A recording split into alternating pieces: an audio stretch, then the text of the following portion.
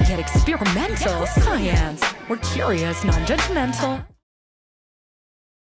Let's pull up the microscope feed. So y'all wanted fossils to kick off the stream today. So these are from our friend JC the Trash Panda. We have not identified them before. I have not put them under the microscope before. All right, given this shape, this is the center of the sample, y'all. Any guesses as to what this might be? Mike's is extremely close. Ultrasaurus and Cliff Alistair McLean have both identified it as an Ammonite. So when I pulled it out of the box, I was like, oh my goodness, this is absolutely beautiful. And so just having the microscope and being able to tell what exactly is happening here is pretty remarkable. But here is the outside of the Ammonite. What looks really pretty actually is that this cut point, the end of it is really smooth. Y'all can see right here. And we're gonna take a look, but the structures on the underside, the impressions left, are different than the above reason. I was zooming in on some of the outside design elements to it. So seeing just like the rim of the actual shell, I think is really cool. These look like impressions, Mike. So presumably if this was underwater and sunken down maybe to the bottom of the ocean floor, these are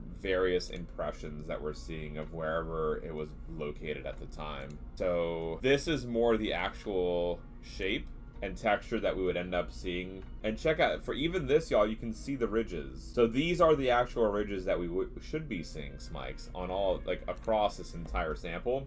But you can see that there's these impressions put in here. Now, what those impressions are of, very difficult question to answer.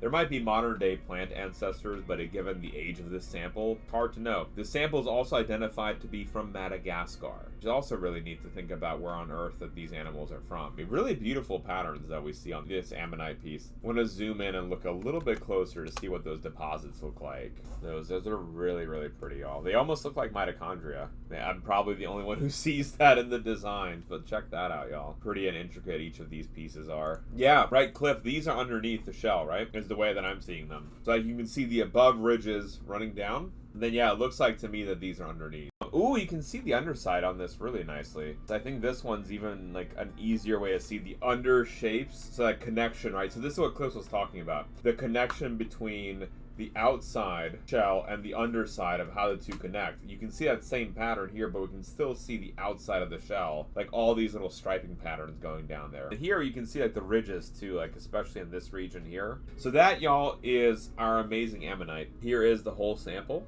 It's actually really cool to be able to see like the zoom in part here plus the whole sample. So it's not clear to me if we know that they have any bioluminescence or what have you. Like, you wouldn't know, right? Because we have no skin preserved cells or anything. I think they're just imputing based on modern animals and what the closest thing would be to them. We have reliefs of these. We've got Fishman one right here. In terms of the actual like squishy part of the critter, I believe there are some, but it's quite rare, just like with the Belemite, like the fossil that you have that we found. There are some of those reliefs, like imprints of the squishy part of the animal in stone, and actually then the rest of the Belemites also preserved, but those are super rare to find.